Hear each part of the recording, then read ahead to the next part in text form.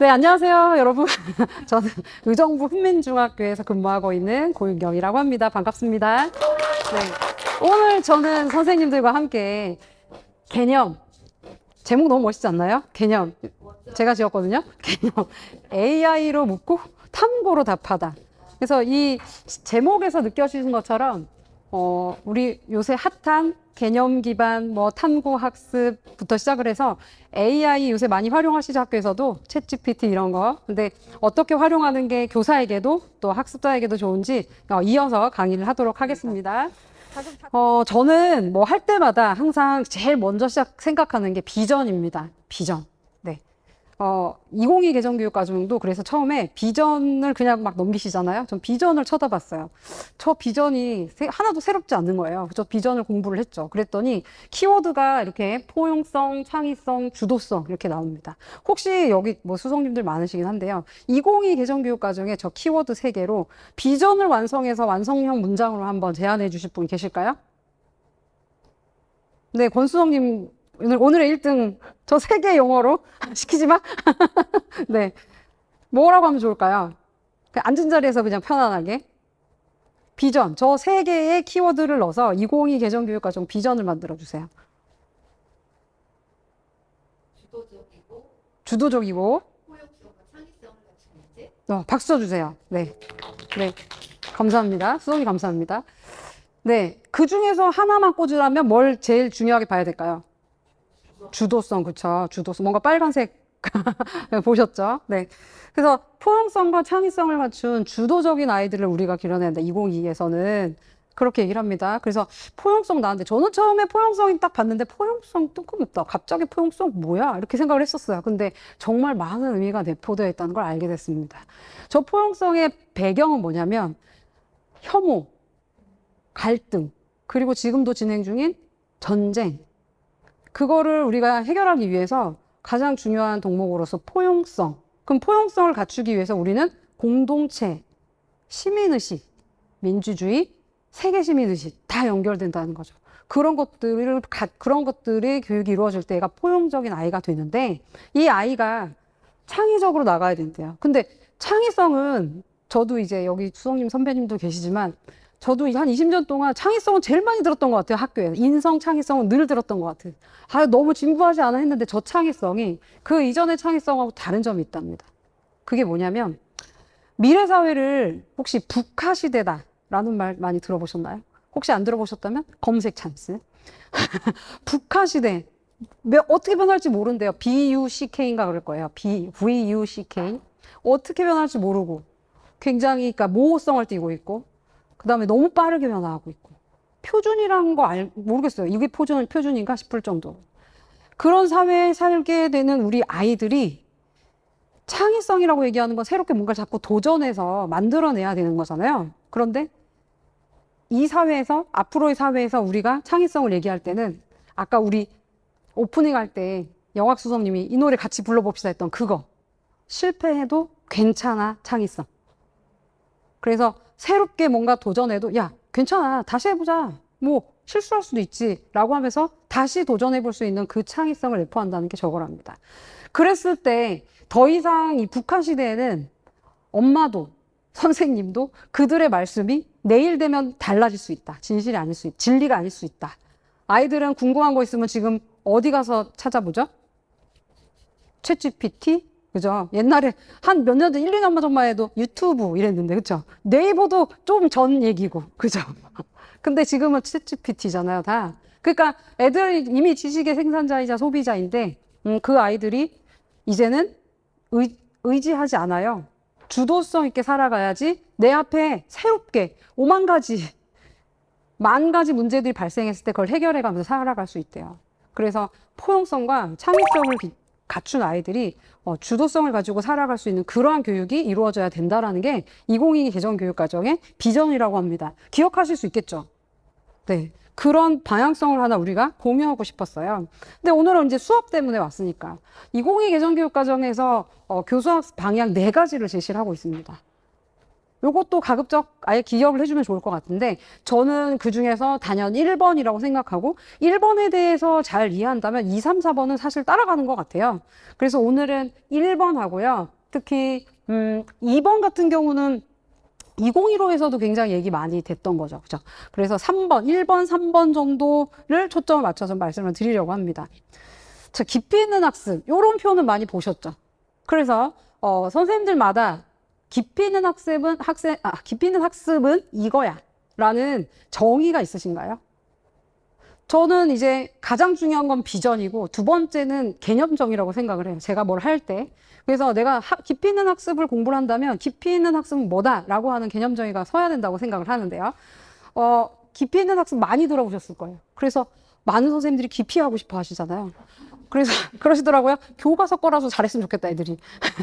근데 뭘 그렇게 또 막 하려고 그렇게 얘기하시는데 깊이 있는 학습에 대한 뭐 삼가 연계라 교과 연계도 막 많아요. 저도 고민을 많이 했어요. 자기 나름대로의 용어가 생길 텐데 재구성, 의미의 재구성. 그러니까 저는 어떻게 정의를 내렸냐면 요렇게 내렸어요.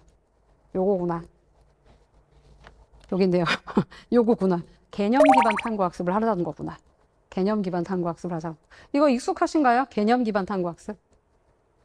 네. 한번 따라서 읽어볼까요? 개념 기반 탐구 학습. 시작. 개념 기반 탐구. 네, 포인트는 두 개죠. 개념하고 탐구일 것 같잖아요. 그죠? 뭐 하나씩 볼게요. 정말 선생님들이 개념하고 탐구 다 알 것 같아요. 우리가 이미 알고 있는 개념 뭐 다 그 개념이지. 그 개념 있고 없고 그 개념도 개념인가? 막 이런 생각도 들면서 네 개념이 있냐부터 시작을 해서 그 다음에 탐구는 뭘까? 제가 한번 여쭤볼게요. 개념이 뭔지 설명하실 수 있으실까요? 머릿속에 한번 생각해 보세요. 이렇게 한번 저는 써봤어요. 여러 대상이나 현상에서 공통된 특징을 추상화하여 일반화한 관념 되게 어렵네요. 제 특징은 이게 개념인가 아닌가? 그 개념이 가지고 있는 특징을 추보형이라고 얘기하더라고요.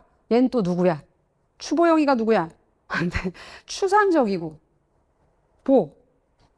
보편적이면서 영속적인 거 그렇죠? 그런 특징을 가진 게 개념이라고 얘기합니다. 고양이 아시죠? 여기 고양이가 지나가요. 걔 고양이 좀 어떻게 하셨어요?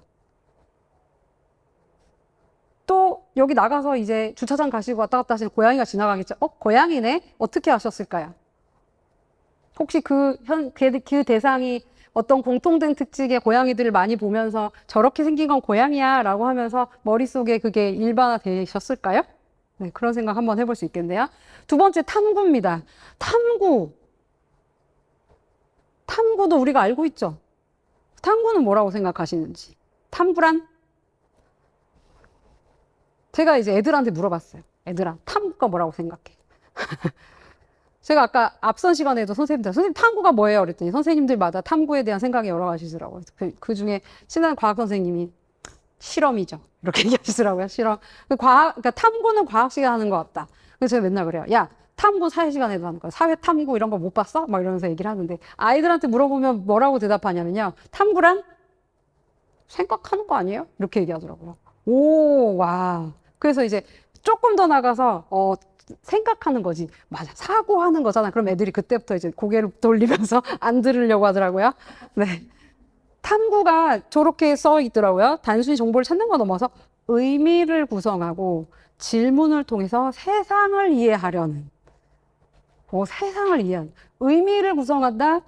질문이라는 게 나오고 세상을 이해한다. 요 핵심을 좀 기억을 해주시고 이제 뒤에 이어가도록 하겠습니다. 그래서 개념 기반 탐구 학습할 때 개념 기반 학습, 탐구 기반 학습의 이제 이 접점에서 개념 기반 탐구 학습을 얘기한다는데 2022 개정교육과정에서 얘기하는 깊이 있는 학습의 핵심이라고 저는 생각을 하고 있고 IB를 저도 요새 공부하고 있는데 IB도 똑같은 내 생각을 하고 있더라고요. 그러면 개념 기반 학습이라는 게 나오면 키워드는 이제 전입니다. 전이. 선생님 전이 아시죠? 전이를 다른 말로 뭐라고 표현하면 좋을까요? 애들이 학습함으로써 전이가 이루어진다. 뭐 한다? 네, 응용한다. 또는 적용해본다. 다른 데서 적용해본다. 개념 기반 학습의 키워드는 전이를 하자는 거구나. 전이가 가능한 학습을 하자는 거구나. 그럼 두 번째, 탐구 기반 학습의 포인트는 뭘 이용해서? 애들이 생각하게 하고 사고하게 하려면 자꾸 뭘 던져주자? 질문을 던져주자. 그것도 아무 질문이나 던지면 이거 왜 해요? 이런 소리가 나오니 흥미로우면서 그게 왜 하는지를 알려줄 수 있는 그런 이제 질문을 만들어 보자. 그걸로 수업해 보자라고 하는 내용이 포인트인 것 같습니다. 개념 기반 교육과정의 수업이라면서 개념 기반 먼저 잠깐 얘기하자면 이제 많은 양의 정보와 사실을 가르치지 말라. 이건 2015에서부터 사실은 얘기했었죠. 많은 양을 하지 말라는데 우리 계속 많은 양을 할 수밖에 없는 상황에 놓여져 있습니다. 사실과 사실, 개념과 개념, 주제 간의 관계를 파악해서 일반 어원에 도달할 수 있는 교육과정과 사실을 강조한다라고 저 책에 써 있더라고요. 그리고 요 그림을 보시면 저 낱낱의 사실이나 정보보다는 그것을 아울 수 있는 그것을 한데 모아놓은 주제나 소재보다는 그 위에서 그 추상화된 그 관념인 개념으로 수업 설계를 하면 좋겠다.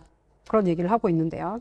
그래서 지식의 구조라고 하는 이 그림도 한 번씩은 보셨을 거라고 생각을 합니다. 우리가 그동안 정말 많은 수업에서 시간에서 저 사실과 사실들을 공부를 했었죠. 그래서 그걸로 시험도 내고요. 그래서 그거보다 조금 더 묶여진다면 걔네들을 한데 모아서 단원 형태로 소재나 주제를 얘기해 주기도 했었어요. 근데 그 두 가지에 대한 학습은 전이가 잘 안 된답니다. 시험 보면 끝이라는 거죠. 그래서 그거보다는 더 상위, 위에서부터 아래로 이렇게 올라가서 학습이 이루어진다, 지식이 지식이 성성된다라고 봤을 때 저 개념 정도 것은 돼야지 그 개념과 개념 사이의 관계를 얘 나름대로 분석해서 의미를 형성해 갔을 때 학습이 이루어진다라고 본다라고 얘기합니다. 조금 어렵게 보이실 것 같아서 제가 이런 예시를 하나 넣어놨어요. 저는 사회교사인데요. 그동안 저도 많은 시간 동안 4.19 혁명, 6월 민주항쟁을 저렇게 가르쳤어요. 되게 중요하게 놓치면 안 될 것 같이 가르쳤는데, 이 4.19 혁명이나 6월 민주항쟁을 묶을 수 있는 주제는 뭐가 될까요? 민주화 운동? 그죠? 민주화 운동. 그럼 민주화 운동을 공부하자. 왜요?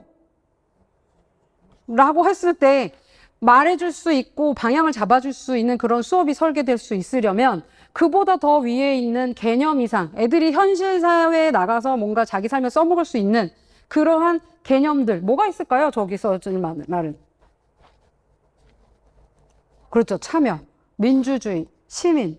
요런 개념들을 애들이 학습할 수 있도록 수업을 설계하는 것이 필요하지 않아? 라고 했을 때 애들은 민주시민, 민주주의, 참여라는 개념과 개념 사이의 관계를 분석하고 해석해서 그걸 어떻게 한다고요? 자기 나름대로 의미를 구성을 한다고요.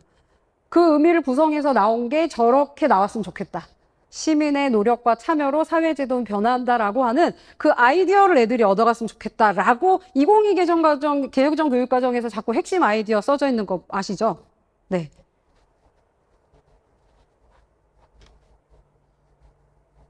과정도 마찬가지인 거죠. 제가 지금 여기서 지식의 구조를 말씀드렸습니다. 여기서 말하는 지식은 무엇을 아는가 또는 무엇을 이해하는가. 그런데 말입니다. 무엇을 아는가 하고 무엇을 이해하는 거는 다른 거죠. 좀 다르죠. 집에 계신 분을 떠올리세요. 그분을 알지만 그분을 이해하고 계신지. 네. 그래서 이해라고 하는 말, 용어를 여기서는 좀 정리를 해야 되는데 저는 그렇게 배웠어요. 이해라고 하는 말. 우리가 수업 시간에 야, 이해했니? 야, 이해했지? 넘어간다? 얘기하는데 그 이해했니?라고 하는 말을 쓰기 위해서 수업에서 이 세 가지 요소가 반드시 학습의 구성이 되어 있어야 된다고 하더라고요. 첫 번째는 뭔가를 경험하게 해요. 그게 직접적이든 간접적이든 경험하게 하고 그 경험한 것을 쓰게 합니다. 자기의 생각으로 정리하게 하고 정리된 그 쓰기 한 것을 옆에 친구와 나눠보게 하는 거죠. 말해보게 하는 거. 경험하고 그다음에 쓰게 하고 말해보게 하는 이 과정에 지나서야 아이들은 뭔 말인지 알겠네 라고 자기 나름대로 의미를 부여해서 이해할 수 있다라고 얘기를 합니다. 네. 그런데 말입니다. 흔히 우리가 기능교과, 도구교과라고 얘기하는 데서는 우리는 개념이 없어요 라고도 얘기를 하신대요. 그런데 어느 교과든 개념이 없는 교과는 없대요. 그리고 어느 교과든 과정만 있는 경우도 없대요. 그래서 요걸 한번 해놨는데 제가 이렇게 예시가 지식의 구조와 과정의 구조의 예시가 있어요. 보면은 그냥 끄덕끄덕 그려집니다. 내 교과에서는 그러면 어떤 게 개념이고 어떤 게 더 일반화된 그러한 빅 아이디어, 핵심 아이디어로 갈 것인가라고 생각했을 때 지금은 시간이 없어서 못 해보지만 나중에 집에 가시면 요거를 그대로 캡처를 해보세요. 두 개를 이렇게 사진 캡처를 하셔가지고 저는 주로 챗GPT보다는 코파일럿을 개인적으로 사용을 하거든요. MS 거. 오늘 이제 노트북 LM이나 또는 제미나이는 우리 수성님이 해주실 거고, 코파일럿에서 저거 캡처해가지고 이렇게 넣어서 그 코파일럿 분석을 하겠죠. 이 지식의 구조는 뭐고, 뭐, 과정의 구조는 뭔데, 이렇게 써놓고 거기다가 중학교 1학년 사회 수업 사례를 얘기해줘. 그러면 중학교 1학년 사회에서 이 구조에 의하면 이렇게 수업할 수 있는 방법이 있어요. 라고 이렇게 해주고, 그럼 각 교과마다 그렇게 이제 과목을 넣으셔서 한번 해보시면, 네, 재밌더라고요. 여러 교과를 해봤더니. 그러면 이제 난 중국어 교과인데도, 이렇게 개념을 활용해 수업을 구성할 수 있구나, 라고 하는 생각을 하실 수 있을 것 같습니다. 그래서 이제 수업을 통해서, 이게 뭐 정사각형이야, 뭐 직사각형이야, 이렇게 가르쳐 준 게 아니라, 선문과 꼭지점이 모두 4개인 평면 도형이 사각형이야, 라고 하는 것을 볼 수 있는 개념적 렌즈가 형성되는 학습이 이루어진다면, 어디 가서든 얘가 이 렌즈를 들고, 자기가 배운 것을 써먹을 수 있다라는 것이죠. 그래서 요것도 이제 화면을 보시면, 내용을 가만 보시면, 그 말이구나, 라고 이해하실 수 있을 거라고 생각이 듭니다. 시간 관리를 잘해야지. 약간 시간을 좀 오버시켜가지고요. 네, 확인을 했습니다. 두 번째는 이제 탐구 기반 학습입니다. 탐구. 그럼 탐구는 아까 말씀드린 것처럼 사고하는 거, 생각하는 겁니다. 그 과학 시간에 막 가설을 세워서 막 실험하는 그것만 탐구라고 얘기하면 되게 협리하게 탐구를 해석한다는 거래요. 그래서 탐구라는 말 자체는 아이들이 사고하게 하고 생각하게 하는 건데 조금 더 깊이 들어가면 아까 말씀드렸던 것처럼 어떤 현상에 대해서 의미를 자꾸 형성해 가는 건데요. 깊이 있는 학습에서 탐구 학습. 그러니까 우리가 깊이 있는 학습도 2015 용어로는 심층 학습이라고 불렀다고 얘기합니다. 심층 학습 들어보셨죠? 심층 학습이 영어로는 딥러닝이래요. 딥러닝. 그래서 딥러닝은 어디서 많이 들어보셨죠? AI가 하는 게 딥러닝이잖아요. 그러니까 사람들이 이 탐구 학습에서 학습하는 그 방식을 AI한테 넣어준 거래요. 그래서 AI는 그 많은 빅데이터를 받아들여서 자기 나름대로 의미를 구성해서 다음 어떤 질문이나 상황이 왔을 때 그걸 해석해서 막 던져주는 것처럼 탐구 학습도 같은 원리라고 얘기를 합니다. 그렇다고 했을 때 우리는 그럼 언제 애들은 사고를 이끌어내는가? 라고 했을 때 흥미로운 어떤 질문을 만났을 때라는 거죠. 그래서 자꾸 질문 있는 학교 막 이런 것들이 이제 막 공문도 오고 했잖아요. 그래서 거기에서 이제 질문의 중요성이 탐구 기반 학습에서 나오는구나. 탐구 질문이 왜 중요한가, 왜 필요한가라고 하는 내용은 제가 이렇게 써놨습니다. 요거는 한번 가볍게 읽어보시면 될 것 같고, 또 어떤 질문이 좋은 질문인가, 이것도 요런 우리 경기도가 자료부자잖아. 자료부자, 자료집 부자, 장학자료집 굉장히 부자, 진짜 실제로 그렇습니다. 전국의 수석님들하고 얘기 나오면 경기도를 정말 부러워하세요. 그리고 여기 앉아 계신 많은 수석님들이 정말 멋진 자료를 만드시느라 고생하시는데 다 이런 자료집에도 이런 내용들이 들어가 있습니다. 그런데요, 질문을 구성할 때 많이 들어보셨을 거예요. 사실 질문, 개념 질문, 논쟁 질문. 그래서 많은 선생님들이 2021을 처음 공부하실 때 그거 구분하느라고 굉장히 애를 먹으셨었죠. 근데 그 구분하는 것 자체에 큰 의미는 없다. 다만, 사실 질문이라는 거 하는 게 지식의 기초를 마련하기 위한 질문입니다. 사실 질문은 중요하지 않다가 성립이 될까요? 네. 학습을 할 때 애들한테 뭔가를 자꾸 끄집어내는 사고할 수 있는 걸 하라는데 아무것도 안 들어가 있는 애한테는 끄집어낼 게 없다라고 얘기를 하거든요. 그래서 사실 질문은 제일 기본이죠. 그래서 민주주의를 공부할 때 얘들아 민주주의가 뭐야? 이것부터 시작해야죠. 그죠? 그래서 사실 질문도 중요하고 그 다음에 사실 질문이 어느 정도 됐다면 개념 질문이라고 하는 건 개념과 개념 사이의 관계, 그 개념과 개념 사이의 인과관계, 그 영향력, 그 때문에 벌어진 변화, 이런 것들에 관련해서 질문을 만들 수 있다면 개념 질문이라고 얘기하고, 그 다음에 세 번째는 답을 찾을 수 없는 거라고 할까요? 이 주장과 이유와 근거를 들면 이 말이 맞는 것 같지만 또 다른 주장과 이유와 근거를 들면 이 말도 맞는 것 같은 논쟁거리를 한 5차시 정도 수업을 구성을 했을 때 한 5차시 정도 때는 한번 던져줄 수 있지 않을까요? 그런 질문들로 우리는 수업을 구성해 볼 수 있겠다. 그래서 요새 뭐 AI가 많이 됐지만 그냥 코파일럿이나 이런 데서 물어봐도 해주겠지만 저 사실 질문, 개념 질문, 논쟁 질문의 그 질문의 수준이라고 할까요? 우리가 흔히 블룸의 교육목표 블룸 많이 봤었고, 최근에는 앤더슨의 신교육 블룸목표도 이제 보여주실 텐데, 그렇게 봤을 때 사실 질문이 어느 단계에 좀 와 있는지, 내가 만든 질문이. 그래서 분석평가 창안까지 가고 있는지, 그런 것들을 한번 저기 링크 들어가시면 내가 만든 질문이 지금 어느 정도 수준의 질문인지를 테스트해 볼 수 있는 또 링크를 또 어떤 선생님이 또 만드셨더라고요. 그래서 그것도 한번 집에 가서 복습하실 때 해보시라고 넣어놨습니다. 그래서 탐구 질문을 설계를 하는데, 탐구 질문을 이제 만들었는데 뭐 어떻게 만드냐.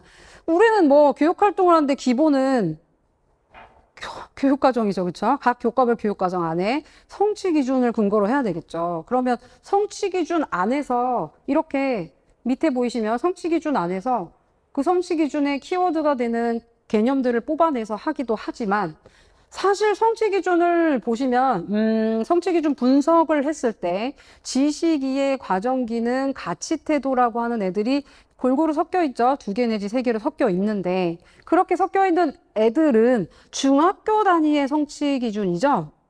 그럼 걔는 어디서 왔을까? 그 성취 기준 안에는. 걔는 아까 우리가 삼각형 피라미드 모양으로 봤을 때 저 맨 위에 있는 그 핵심 아이디어라고 하는 일반된 그 원리, 거기에서 사실은 끌어내려온 거죠.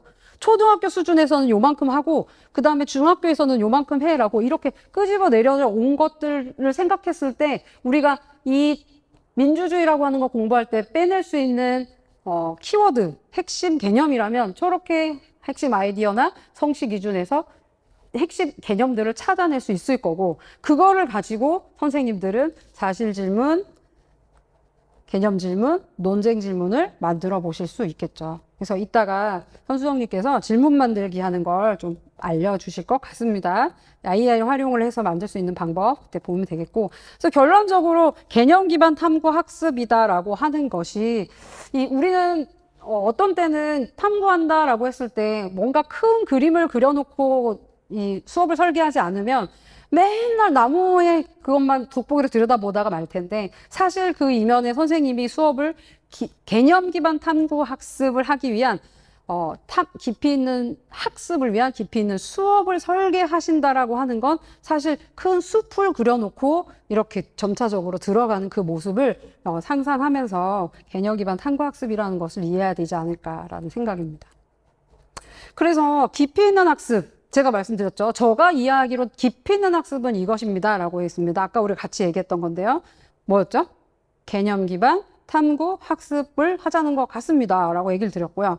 그렇다면 깊이 있는 학습을 애들이 하려면, 주도성을 가지고 자기가 주인공이 돼서 학습을 하려면 교사가 판을 그렇게 깔아줘야 되겠죠. 그러기 위해서는 깊이 있는 수업을 설계할 수 있어야 되겠고, 그런 깊이 있는 수업을 설계한다라는 걸 저는 이거 하라는 거구나 이렇게 이해가 되더라고요. 교사 교육 과정을 실천하자. 교사 교육 과정 아시죠? 뭐 들어는 보셨죠? 네, 교사 교육 과정 국가 수준의 교육 과정이 있습니다. 2022 개정 교육 과정이 이제 뭐 벌써 한 6개월 시행이 됐잖아요. 1학년 선생님들은 그래도 좀 보셨을 거고, 2, 3학년 선생님들은 조금 애매하실 수 있겠지만, 어쨌든 걔는 기준이 되집니다. 우리가 학습 활동하는데 기준이 돼줘요. 2022 개정 교육 과정에서 제시하는 중학교 1학년 사회교과 교사로서 성취 기준에 있는 거, 그거 다 해야 됩니까? 버려도 됩니까? 일부. 성취 기준은 다 해야 되죠.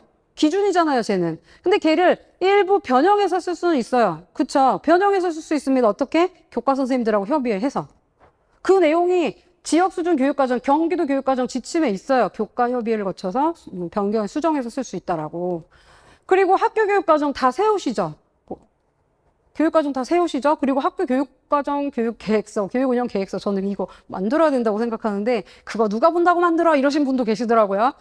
만들어야죠. 계획이 없이 어떻게 교육활동을 해요. 그죠? 그래서 여기까지 잘려지는 게 공식적인, 공식화된 그러한 교육과정들이라면, 그 밑에 있는 그 교사교육과정, 드러나 보이진 않지만 사실 제일 중요한 거 아닌가요? 저 아무리 떠들어도 우리가 교실 현장에 들어가가지고 안 하면 어쩔 건데요. 그래서 사실은 교사의 철학이, 나는 애들이 학습을 할 때, 그냥 막 이런 낱낱의 사실과 정보를 배워서 시험을 보게 하는 그거 말고, 정말 애들이 나중에 써먹을 수 있고 또 옆에 가서 전이도 되고 뭐 이런 걸 생각하면서 그 교육적인 철학, 개념 기반 탐구 학습을 시킬 거야 라고 하는 교육 철학을 가지고 이런 내용으로 수업을 설계하시는 그 선생님의 수업은 교사교육과정이라고 생각을 합니다. 그래서 그거 하자라는 이제 내용을 말씀을 드렸고요. 그래서 우리는 그렇게 2학기 평가 계획도 이렇게 세웠습니다. 세우셨죠? 네, 세웠습니다. 그래서 이제 제가 요거를 말씀을 이제 수업 설계 사례를 사회과로 하나 말씀을 드리려고 했는데 요거는 좀 빨리 하고 그다음 넘어갈 겁니다. 혹시 성취 기준 분석 해보셨나요? 네, 많이 해보셨을 겁니다. 성취 기준 분석할 때 제가 지금 초록색, 파란색, 빨간색으로 한 게 뭘 의미하는지 아세요? 우리 수성님들은 못 본 척 해주시고요. 뭔 거 같으세요? 선생님, 뭔 거 같으세요? 초록색은 개념, 네, 기대, 네, 비판적이고, 빨간색은 태도. 네. 박수 쳐주세요. 와, 선생님, 안 그래도 지금 끄덕끄덕 하시는 이 반응이 지금 심상치가 않아서 제가, 네, 여쭤봤습니다. 미디어나 다양한 문화 정보 이런 것들은 우리 왜 교육과정에서, 교과교육 교육과정에서 내용체계표에서 범주라고 하는 거 혹시 들어보셨나요? 2022에서는 지식이해, 과정기능, 가치태도 이렇게 세 가지로 제시를 하는데 지금 제가 초록색으로 한 건 선생님이 개념이라고 말씀하신 그게 지식이해 부분이라면 지금 파란색은 과정기능에 해당되고 빨간색은 가치태도인데 이거를 이렇게 구분하고 나면 이걸로 뭘 하면 돼요? 수업을 하면 되고 이걸로 뭘 하면 되죠? 평가를 하면 되는 거죠. 그래서 이렇게 성취 기준을 분석하는 것부터 시작을 하는데 지금 저기서 개념이 보이긴 보이시죠? 그런데 이걸 해서 이거 그대로 하면 애들이 그래서 왜 하는데요? 비판적으로 검토한다. 비판적이어서 뭐 할 건데요? 라고 하는 부분이 설명이 되실까요? 그래서 왜 해요? 라고 했을 때 그 왜 해야 되는지까지 우리가 이 숨은 바닥에 깔아놓고 이제 수업 설계가 이루어진다는 거죠. 그래서 그거를 많이 도와주는 게 성취 기준 해설 부분인 것 같더라고요. 성취 기준 그 교과별 교육과정 보시면 성취 기준이 있고 그 아래에 해설이라는 부분이 있어요. 그 해설은 조금 더 좀 풍부하게 나와 있죠. 디지털 리터러시까지 얘기하고 있네요. 근데 저는 왜 미디어 교육을 하고 싶은 걸까요? 애들한테 뭐 많이 미디어 SNS 이런 거 사용 적당히 해라 이거 하려고 하고 싶은 걸까요? 쟤한테 물어봤어요. 너가 하고 싶은 게 뭐야? 저는 애들이 미디어에 속지 않았으면 좋겠어요. 가짜뉴스나 이런 거에 자기 생각을 가지고 판단할 수 있는 힘을 가졌으면 좋겠는 거예요.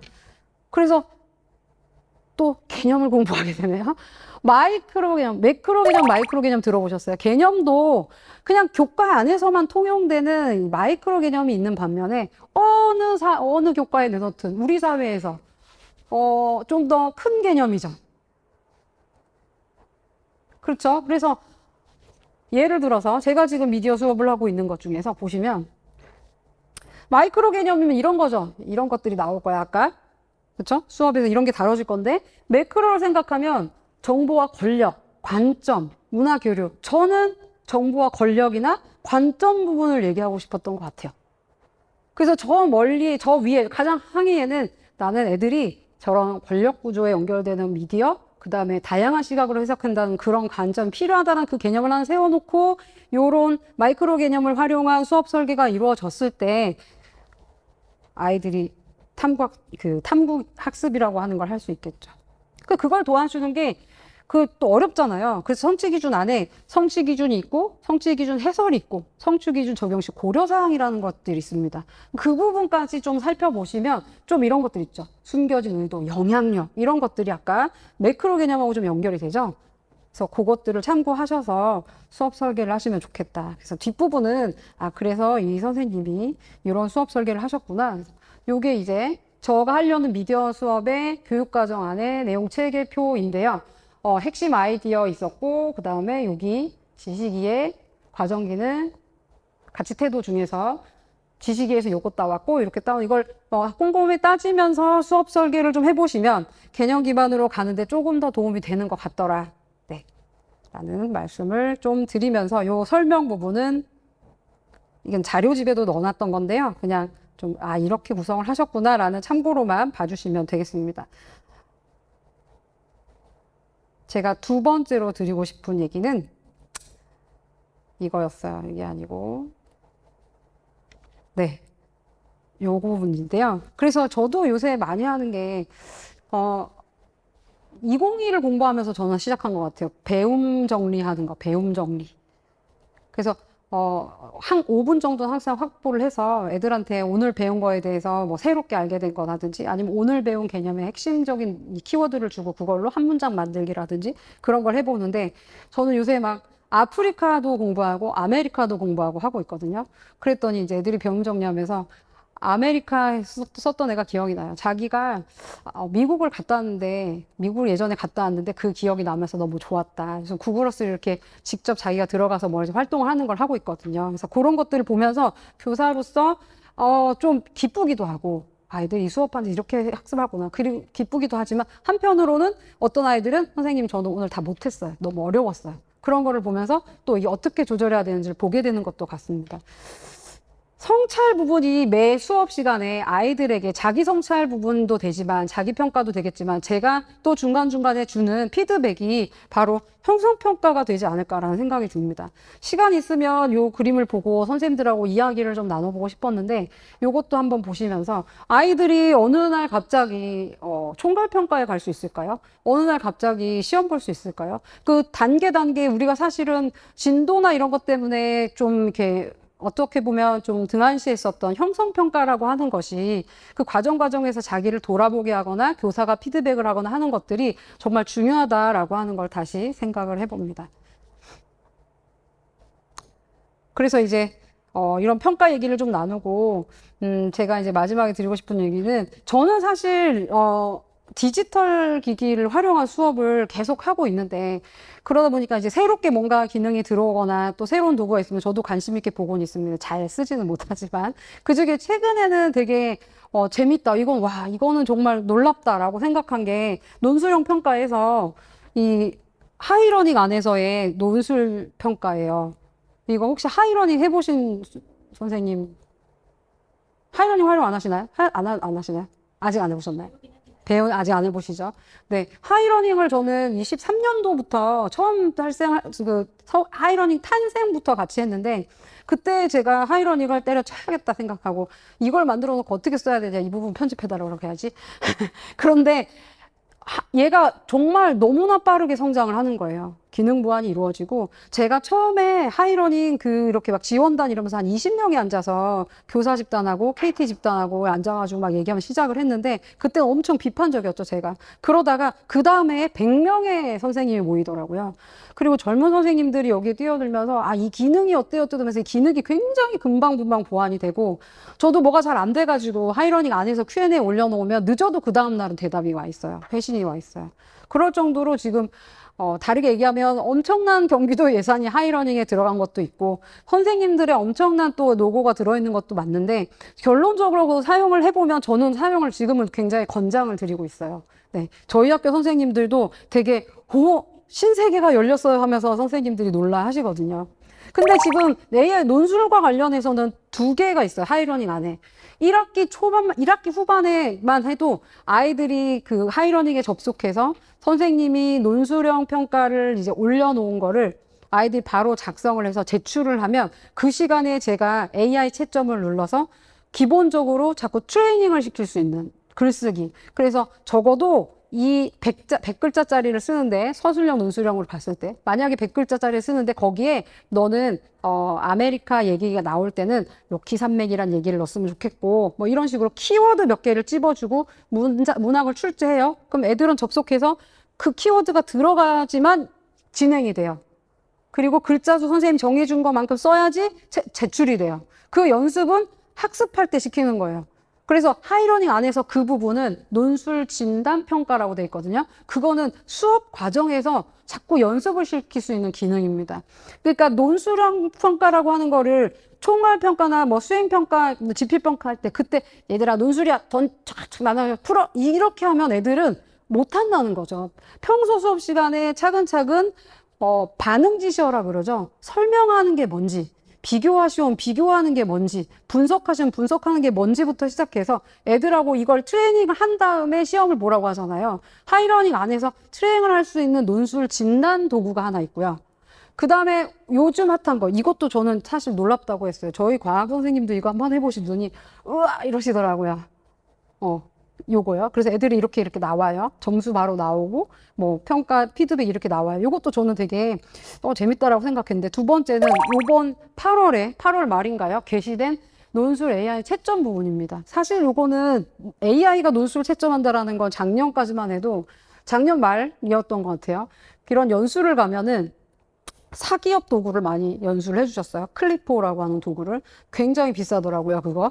그래서 이제 그래도 이제 뭐 선도학교도 뭐 이렇게 하는 학교들은 그걸 가지고 이제 테스트를 많이 해보셨는데, 우와, 웬일이야. 이제 8월부터는 하이러닝 안에 그게 들어왔습니다. 클리포 거를 받아들였다고 하더라고요. 근데 클리포하고 언어 모델이 달라서 피드백이 다르대요. 똑같은 자료를 올려도. 어쨌든 그 채점 기능을 해주는데 얘가 그냥 단순 채점만 해주는 게 아니라 교사가 기본적으로 평가를 이제 제작을 하고 평가 도구를 만들고 할 때 루브릭이라고 하는 것도 짜는데 그거를 짤 때 고민스러운 부분까지 얘가 선생님이 평가 요소, 뭐 채점 요소를 채점 기준을 한 3가지로 잡았을 때 키워드만 주면 그거와 관련된 ABCD의 수준을 촤르르르 만들어준다는 거죠. AI가 만들어주면 그걸 가지고 아이들 종이 나눠주고 풀게 하고 푼 거 가지고 PDF로 만들어서 올려주면 평가 기준에 따라서 채점 뭐 요소가 3개다라고 하면 그 3개 각각에 따라서 애들 점수를 이렇게 매겨서 AI가 채점을 해준 초안을 이제 이렇게 제시를 해주는 거죠. 이런 식으로. 근데 이거는 제가 테스트로 올려본 건데 제가 테스트로 이렇게 막 텍스트로 쓴 건데 이 하이러닝 AI에서 장점은 뭐냐면 이거였어요. 애들이 저렇게 보통 수행평가 많이 보잖아요. 손글씨로. 근데 그 애들의 손글씨를 읽는 그 기술을 가장 자랑스럽게 말씀을 하시더라고요. 그래서 정말 지렁이 글씨로 써도 걔를 다 해석을 한대요. 그렇게 해서 이렇게 뭐 채점 요소가 2가지인데 각각 만점 저렇게 빗금 쳐서 AI가 이렇게 보여주면 그거 그대로 인정할 거면 누르라고 돼 있어요. 그래서 기본적인 요거에 대한 자기 AI 채점 근거가 이렇게 나와 있고 그거에 대해서 선생님이 피드백 가져오게 할 수 있고 저걸 수정할 수도 있고. 그래서 더 좋은 점은 저는 1학기 때 자유학기 하고 나면 중간 피드백을 주라고 하는데 항상 그 중간 피드백이 저는 좀 어려웠어요. 애들 한 거를 막 어떤 선생님은 평소에 이제 쓰게 해서 이렇게 채점한 걸 주시기도 하셨는데 저 마지막 기능에 보면 애들 저렇게 피드백 된 거 문항별로 채점 요소별 점수 받은 거 자기가 쓴 내용 이걸 한 장에 성적표처럼 나오더라고요. 인쇄를 할 수 있더라고요.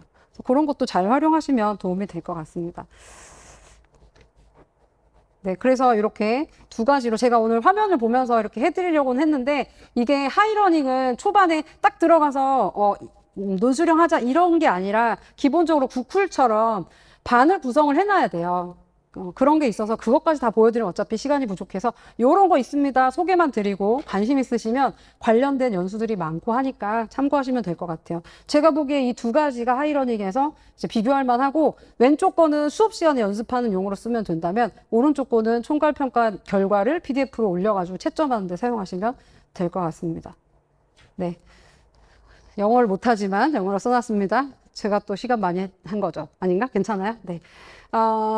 저도 계속 제가 45분 수업 중에서 한 15분 떠드는 스타일인데 오늘 제일 많이 말씀을 드린 것 같습니다. 그래서 애들이 뭔가를 할 수 있는 이제 장을 열어주는 게 우리의 역할인 것 같습니다. 이제 우리가 막 가지고 있는 걸 막 많이 넣어주려고 하는 것보다는 뭔가를 펼칠 수 있는 장을 만들 수도 있고 그 안에서 행복한 우리 선생님으로서 교사를 같이 했으면 좋겠습니다. 일단 제 시간은 여기까지 하고 그 다음에 실전 AI 실전은 우리 현수경 수석님께 넘기도록 하겠습니다. 감사합니다. 자, 여기로 들어가시면 되고요. 들어가는 와중에 저는 클리포 씁니다. 하이러닝이 로그인에 문제가 있고, 그 다음에 저는 주요 과목이 아니라 가지고 그렇게 했는데, 클리포나 하이러닝 그 논술형 채점을 꼭 써오시길 바랄게요. 그리고 매 수업 시간에 저는 좋은 게 구글 설문지로 학생들 이제 수업 평가해서 그거를 한 장의 PDF로 만드는 법이 있어요. 행 간격을 409로 하면 한 사람당 한 장씩 돼요. 프린트하면. 그렇게 해서 클리포에 익혀가지고 그날 그 수업의 평가를 하는데 어쨌거나 지금 이렇게 들으시면 이 논술형 평가가 되게 좋아졌다고 했잖아요. 이게 AI 발전하고 되게 큰 상관이 있어요. 최근 들어 다 모든 모델들이 굉장히 업그레이드가 됐거든요. 그래서 나중에 다른 연수의 그 하이러닝 AI 논술형 평가 고 연수가 있거나 아니면 클리포 연수가 있으면 지식센터에도 클리포 연수가 있어요. 그래서 한번 들어보시는 걸 정말 적극 추천합니다. 아까 한 분이 화장실 가셔서 들어오시면 이제 바로 시작을 할게요. 그리고 참고로 저는 공과입니다. 전기전자통신이고요. 아주 그렇게 친절한 스타일이 아니라서 빠를 수 있어요. 그래서 중간에 빠르면 저지해 주시고요. 네. 안녕하세요. 저는 여기 경기영상과학고에 근무하고 있고요. 네. 현수경입니다. 네. 저는 이제 생성형 AI로 수업을 굉장히 많이 해요.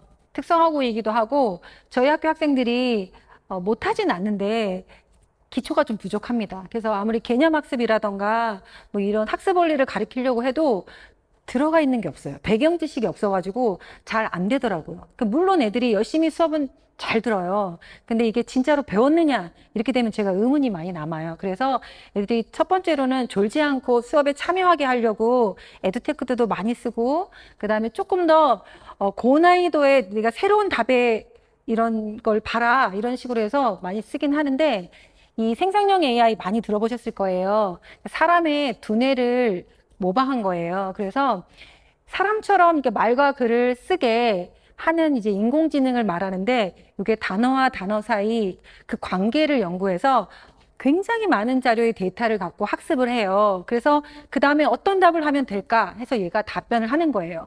설령 정답이 없다 하더라도 그냥 답변을 만들어내요. 그래서 주기적으로 얘가 학습을 하는데, 이렇게 많은 양의 학습을 하기 때문에 돈이 굉장히 많이 들거든요. 그래서 계속 자주자주 할 수는 없어요. 그래서 어느 특정 시점까지만 이렇게 하고 그 이후의 내용을 물어보면 예전엔 몰랐어요. 근데 최근 들어가지고 거짓말하는 걸 환각현상이라고 하는데, 최근 들어서는 이게 굉장히 줄어든 게 뭔지 모르지만 이제 레그라고 하는데, 검색, 증강, 생성으로 환각 극복을 했다고 했잖아요.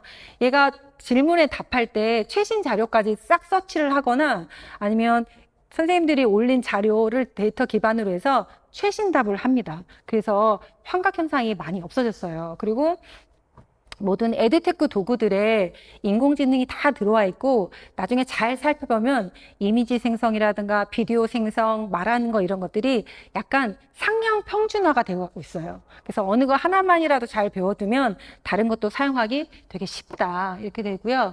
요게 상용 모델들이 있는데, 아시는 것들이 챗GPT 아시죠?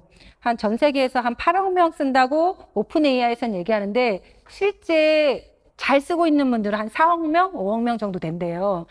그래서 전 세계적으로 미국이 가장 가입자 수가 많고, 그 다음에 인도라고 하더라고요. 브라질도 많다고는 하는데, 근데 유료 가입자의 수는 우리나라가 두 번째래요.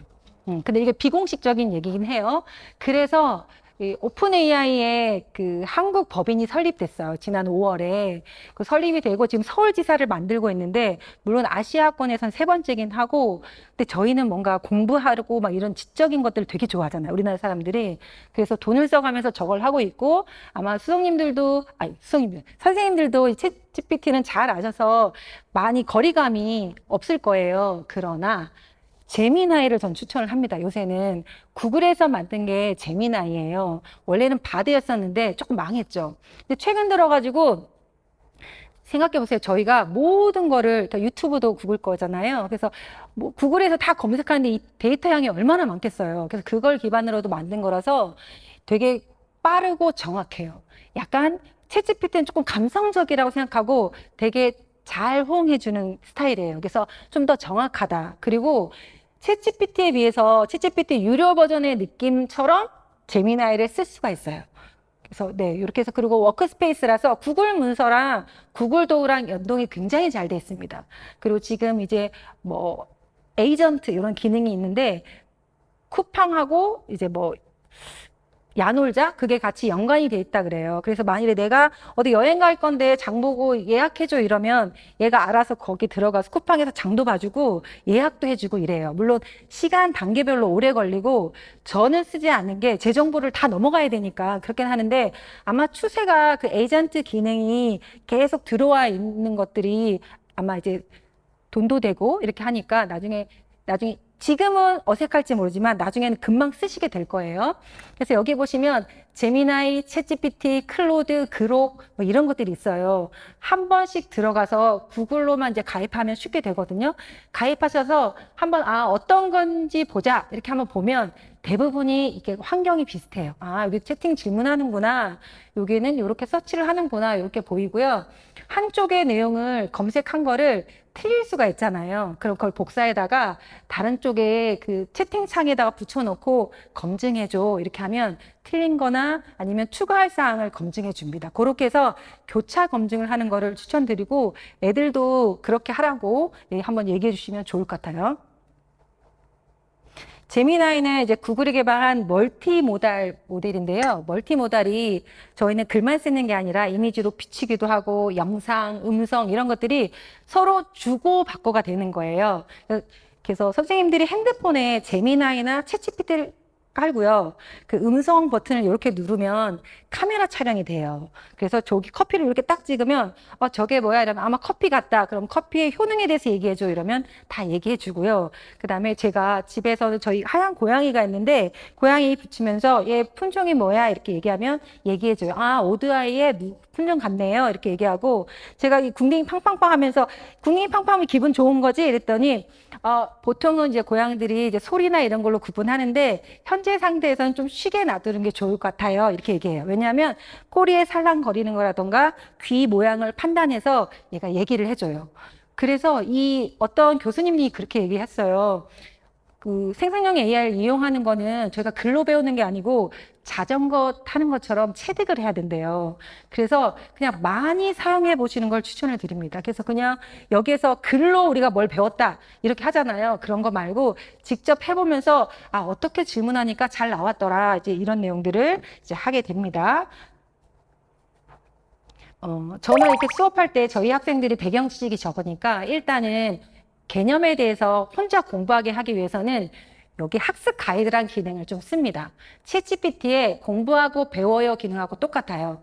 그래서 애들이 학습을 탐색하게 하고 이제까지 쭉 공부한 거를 한 페이지나 두 페이지로 요약해달라고 한 다음에 그걸 복사해서 다른 생성형 AI 모델에 가서 검증을 하게 해줘요. 이 내용이 틀린지 검증해주고 추가할 내용이 있으면 해줘.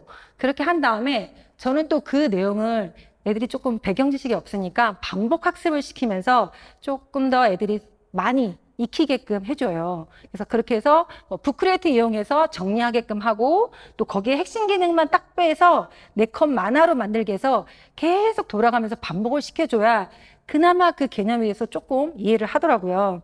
그렇게 하고요. 자, 그러면 지금 저희가 아까 시간이 조금 모자라서 제미나이 한번 들어가 보시죠. 검색을 해서 제미나이 검색하시면 구글로 로그인 됐으면 특별한 가입 없이 바로 들어갈 수가 있어요. 네, 이렇게. 근데 여기 학습 가이드가 안 나온 경우도 있고 아까는 학교 계정으로는 안 들어간대요. 근데 저는 들어가긴 들어가거든요. 만약에 계정이 안 들어가면 개인 계정으로 들어가시면 될 것 같아요. 네네.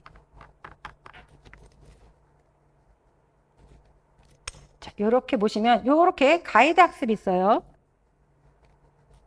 가이드 학습.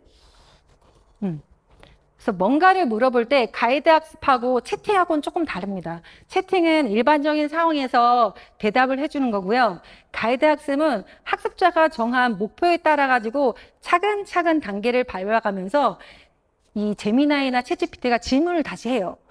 그럼 이거부터 할까요? 이거 내용은 어떨까요? 그래서 답을 요구하면서 그 응답자의 답의 수준을 보면서 다시 피드백을 해주고 다시 차근차근 공부해 나가는 광고라서 애들이 어떤 개념을 탐구하기엔 굉장히 좋은 것 같아요. 네, 좋고요. 지금 이미지 같은 경우에는 이렇게 이미지를 누르고 지금 잘 모르시겠지만 나노 바나나가 되게 핫해요. 그래서 이미지가 뭐 이미지 하나 올려놓고 저 사진도 올려놓고 뭐 앉아서 뭐 수영하고 있는 거를 뭐 찍어줘. 그러니까 만들어줘 이러면 만들어주고요. 그 다음에 배경을 바꿔줘 이러면 예전에는 사람이 똑같은 사람인데 다른 사람으로 변해요. 근데 그렇지 않고 지금 일관성이 유지된 상태에서 원하는 요구대로 다 바꿔줍니다. 그게 나노 바나나예요. 나중에 조금 있으면 또 그 아마 저기 지브리 스타일처럼 아마 핫할 거예요. 그래서 그렇게 누르시면 되고요.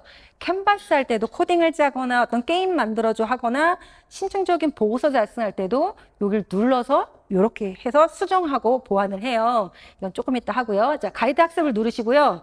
만약에 나는 제미나이를 못 들어가겠다 이러신 분들은요. 챗GPT 들어가셔도 괜찮습니다. 네, 챗GPT 들어가셔서 여기 보이시면 이렇게 저는 이렇게 해서 바로 더보기에서 공부하고 배워요가 이렇게 있는데 아마 선생님들은 더보기 누르지 않고 바로 클릭하셔도 공부하고 배워요가 있어요. 그래서 이거 오픈 AI에서 먼저 나왔고요. 그럼 나중에 이거를 본따서 제미나이가 맞는 것 같아요. 가이드 학습이. 그래서 저기 하고 학생 스스로 저렇게 탐구할 수 있다. 그러면 예, 선생님들 과목에 대해서 공부하고 싶은 것들을 한번 질문을 한번 해보세요. 저 같은 경우에는 자, 이렇게 할게요. 이게 아니네요.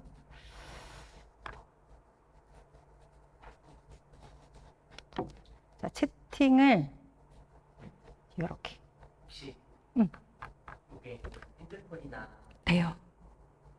가이드 학습이 뜰 거예요, 아마 앱에. 근데 지금 제미나이의 가이드 학습이 저는 유료 버전인데 안 들어와 있고 학교 무료 계정에는 또 들어와 있어요. 이게 좀 순차적으로 돼서 아직 안 보이는 분이 계실 수 있어요. 네, 그렇게 돼 있고요. 핸드폰하고 일반 컴퓨터가 비슷하긴 한데 안 되는 기능도 조금씩 있거나 아니면 숨겨져 있는 기능이 있어요. 그래서 가이드 학습을 누르고 학생들이 저는 이렇게 할게요. 생성형 AI 모델에 대해서 알고 싶어. 아니면 뭐 사회 민주주의에 대해 민주주의 발전 과정에 대해서 알고 싶어. 혹은 공부하고 싶어. 이런 거에서 공부하고 싶은 주제를 입력하시면 돼요. 선생님이 하셔도 되고요. 아니면 저희가 애들 수업하기 전에 패들렛이란다. 태블릿도 괜찮거든요. 태블릿에 뭐 니네가 관심 있는 개념에 대해서 한번 검색을 해봐. 이렇게 얘기하면 얘가 질문을 해요. 그럼 어떤 것부터 알아볼까요? 이렇게 얘기하면 저 같은 경우에는 한번 진행하면서 해보세요. 다 하고 싶은 거예요. 그래서 1번, 3번, 2번 차례대로 공부하고 싶어. 아니면 1번만 공부하고 싶어. 이렇게 1번 먼저 하고 싶어 라고 이렇게 얘기하면 얘가 생각을 하면서 쭉 얘기합니다. 그리고 우측인가요? 왼쪽인가요? 왼쪽에 보면 저는 제미나이 2.5 프로 버전을 사용하고 있어요. 플래시도 괜찮습니다. 프로 버전은 조금 더 논리적이고 심층적인 걸 하거든요. 근데 무료 버전에서는 용량이 이렇게 많지는 않은데 쓰실 정도로는 충분할 것 같아요. 근데 프로로 하셔도 되고 플래시로 하셔도 상관은 없어요. 그래서 공부하고 싶어 이러면 네, 좋아요. 그럼 요청한 대로 차근차근 알아볼게요. 이렇게 얘기합니다. 그래서 그 다음에 이거 질문을 또 해요. 자, 그러면 뉴스 기사를 잘 쓰는 AI를 만들고 싶다면 AI에게 어떤 데이터를 학습시켜야 될까요? 이렇게 물어요. 그럼 뉴스 기사들? 저게 답해줘. 애들이 보통 단답식으로 답해요. 근데 만일에 이렇게 하다가 선생님들이 쭉 돌아보시다가 애들이 너무 이제 답변이 이렇게 짧을 수가 있잖아요. 그럼 너는 답변을 약간 발산형으로, 그러니까 이게 정답이 있는 거 말고 좀 생각하게 할 수 있는 깊은 주제를 물어봐줘. 중간중간 물어봐줘. 이렇게 얘기하면 질문이 또 달라져요. 네. 그래서 저런 질문이 처음에 애들은 짧게 이렇게 애들이 쉽게 답할 수 있는 질문들을 좋아하더라고요. 그래서 그렇게 질문하다가 애들이 조금 학습한다 싶으면 여러분 그러면 질문들을 좀 바꿔서 내가 좀 생각해 볼 수 있는 질문들을 던지면서 공부하게 해줘라고 추가해봐. 이렇게 물어봐도 돼요. 그리고 항상 생각하시는 게 애들한테 할 때는 애들이 이 내용이 어려울 수가 있잖아요. 그래서 쉽게 이해하기 쉽게 설명해줘. 혹은 단계별로 설명해줘. 이 얘기를 계속 쓰셔야 돼요. 아니면 배경 지식이 없는 학생이 이해할 수 있게 쉽게 예시를 들어서 설명해줘. 이런 것도 있잖아요. 예시를 들어달라, 쉽게 설명해달라, 단계별로 차근차근 설명해달라. 이거를 중간중간 계속 넣으면서 니네가 이해 못하는 거는 이해를 못하겠다고 얘기해야 돼. 이렇게 얘기하고 그런 식으로 하면 이렇게 공부가 됩니다. 그럼 제가 중간에 이렇게 얘기하다가 좀 더 쉽게 예를 들어가면서 단계적으로 설명해줘. 각 모델들에 대해서 비교하고 싶다. 이렇게 얘기하면 네, 그럴게요. 이러면서 설명을 해줘요. 그러면 조금 더 이제 감이 오시나요? 부터 시작해서 되게 친근하게 말해주고요. 이 어투는 저의 어투예요. 제가 이 지금 생성형 AI는 어떻게까지 왔냐면 그 설명 들으셨을 거예요. 한 채팅 내에서 쭉 맥락을 파악해서 일관성이 있다. 근데 지금은 얘가 메모리 저장 기능이 있어서 전체를 다 메모리 기억하고 있어서 내가 어떤 채팅을 많이 하고 어떤 지금 전자제어 과목이 다른 채팅창이 막 있거든요. 그럼 예시를 다 전자제어로 들어줘요. 중학교 1학년 수업에 무슨 과학 이렇게 되면 그 과학의 예시를 들면서 설명을 다 해줘요. 그래서 메모리 기능이 굉장히 뛰어나요. 그래서 그것들이 그 메모리 기능을 이용하는 게 아마 그 에이전트 기능 때문이 아닐까라는 생각이 들긴 들거든요.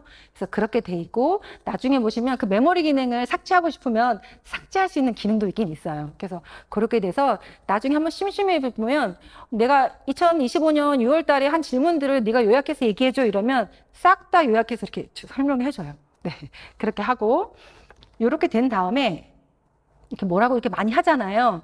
그러면 저는 꼭 이렇게 자, 니네가 어느 정도 공부가 됐으면 이제까지 공부한 내용을 한 페이지로 요약해줘 라고 한번 질문해봐 이렇게 얘기를 해요. 해보시겠어요? 많이 안 해도 자, 위 내용을 한 페이지에 요약해줘 이렇게 얘기해요. 이렇게 업데이트 해볼게요. 그럼 이게 쭉 한 페이지 요약해 주거든요. 문제가 발생을 했대요. 자, 만약에 이렇게 되고 이렇게 드래그 하셔서 만약 내용이 나왔다면 다른 챗GPT나 이런데 지금 다 되시는가요? 저만 안 되나? 이렇게 해볼게요. 그냥 자 이렇게 복사를 하고 챗GPT에서 얘기를 했다면 제미나이로 가시고 제미나이에서 갔다면 챗GPT로 가시고 혹은 아까 했던 거 클로드나 그록에 가서 이렇게 해보시는 거예요. 새 채팅에서 다음 내용이 틀린지 검증해줘. 그리고 추가할 내용이 있으면 추가해줘. 이렇게.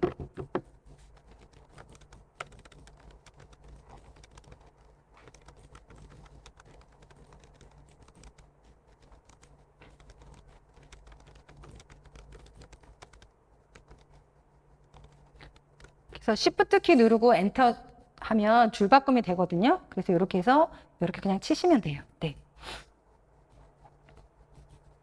이렇게 그러면 맞는 부분, 보완하면 추가하면 좋은 부분. 근데 이게 각 그 생성형 모델마다 다 달라요. 조금씩. 그러면 선생님들이 그걸 활용을 다 안 하신다 하더라도 같은 질문을 각각의 이제 모델들의 질문해보고 선생님들의 스타일이 어떤 게 좋은지 선택하시면 돼요. 선택하시면 좋고요. 이렇게 보시면 이렇게 나오는 것도 제 스타일이에요. 어떤 수석님은 이렇게 표로 다 정리되기도 하고 이게 더 쉽게 예를 들어서 하기도 하고 채팅했던 스타일대로 이렇게 답변이 나와요. 이렇게 해서 저는 검증해보게 합니다. 왜냐하면 선생님들은 얘가 글을 내용을 하면 대충 뭐가 틀렸는지 이거 좀 약하다는 부분이 감이 와요. 근데 애들은 전혀 그런 게 없잖아요. 그래서 다른 생성형 AI한테 이 내용을 검증해보고 추가할 내용이 있는지 그리고 쭉 공부했으니까 요약하는 겸 네네 그렇게 하고요. 제미나이에서 가장 좋은 게 뭐냐면요. 이렇게 검증을 했다면 요 밑에 보이시나요? 여기 보시면 자, 요거는 내용을 복사하는 부분이고요. 여기를 클릭하시면 그 구글 독스라고 나와요. 거기 한번 클릭해 보시겠어요? 자, 요렇게 독스로 내보내기 이렇게. 그러면 지금은 뭐가 멈춰서 안 보이는데요. 예, 이렇게 나와요. 새로 생성된 문서가 있습니다라고 여기가 나와요. 여기 클릭하면 되고 만약에 이걸 놓치셨다 이러면 이 계정의 구글 드라이브에 들어가시면 이게 바로 나와 있어요. 그래서 이게 아직 안 됐나 봐요. 네네. 이런 에러가 있네요. 자, 여기 보시면 이건 아니고요. 이거 제가 고양이 품종 문제. 자, 여기 보시죠. 이렇게 클릭하시고 덕스로 내보내기. 그래서 저는 뭔가 검색하라고 한 다음에 검색창을 공유하라고 하고요. 두 번째는 구글 문서로 저렇게 열어가지고 아니면 구글 드라이브에 들어가면 되죠, 애들이. 이 검색된 내용을 너희들 언어로 수정해봐. 다시 요약해봐. 뺄 거 빼고 수정해봐. 해서 한 번 더 검증하게 시켜요. 검증이라기보단 이 내용을 다시 리마인드 시키는 거죠. 그래야 조금씩 학습이 일어난다고 전 보거든요. 그래서 이렇게 해서 다시 이거를 링크를 선생님한테 걸라고 이렇게 얘기를 합니다. 이런 식으로 해서 이 구글 문서랑 연결이 돼서 너무 쉽다. 그리고 이 내용들을 개조식으로 작성하면 조금 더 쉽게 되고요. 여기에 저희가 캔버스 기능 한번 가볼게요. 채팅에 여기 캔버스를 한번 눌러보세요. 이 캔버스 기능은 어느 채팅창에 가든지 챗GPT도 그렇고 여기도 그렇고 그 다음에 심지어는 캔바 가시면 요게 보여요. 캔버스. 누르면 뭐뭘 해줘 이러면 얘가 수정하고 편집해서 내가 원하는 대로의 뭐 게임을 만들든지 코딩을 만들든지 이렇게 할 수 있거든요. 그럼 검색을 한번 해볼게요. 인공지능 주제별로 한번 질문해 보세요.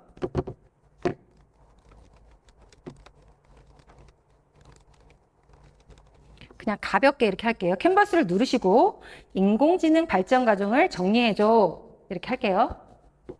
그러면 캔버스를 누르면 창이 조금 달라져요. 자, 제미나이가 잘 안 되시는 선생님들은 챗GPT에서 해도 괜찮습니다. 네.